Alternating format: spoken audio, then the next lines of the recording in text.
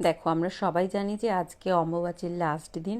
তার জন্য আমি আজকে ঠাকুরকে আম, দুধ আর কাঁঠাল দিয়ে পুজো দিয়েছি। ছোটোবেলা থেকে জেনে এসেছি যে অম্বুবাচীর মধ্যে ঠাকুরকে মানে এই দুধ, আম আর কাঁঠাল দিয়ে পুজো দিতে হয়। কিন্তু গতকাল মানে একজন চেনা পরিচিত জনের কাছে আর কি জানলাম, তারা কিন্তু তারাপীঠে যায়, আর তারাপীঠেই কোনো এক পুরোহিতের কাছে জেনেছে যে অম্বুবাচী ছেড়ে গেলে ঠাকুরকে পুজো দিতে হয়। কিন্তু মানে যার যার বিশ্বাস আর কি, যার যার কাছে। কিন্তু আমার যুক্তিতে এটাই বলে যে ছেড়ে গেলে যখন পূজা দেব তাহলে তো সেটা যে কোনো দিনই পূজা দেওয়া যায়। কিন্তু অম্বুবাচীর মধ্যেই আমার মনে হয় ঠাকুরকে মানে আমদুধ কাঁঠাল দিয়ে পুজো দেওয়ার একটা নিয়ম প্রচলিত আছে। আমার ঠিক জানা নেই, তোমরা মানে তোমাদের কি মতামত জানিও প্লিজ বন্ধুরা, খুব ভালো লাগবে তাহলে।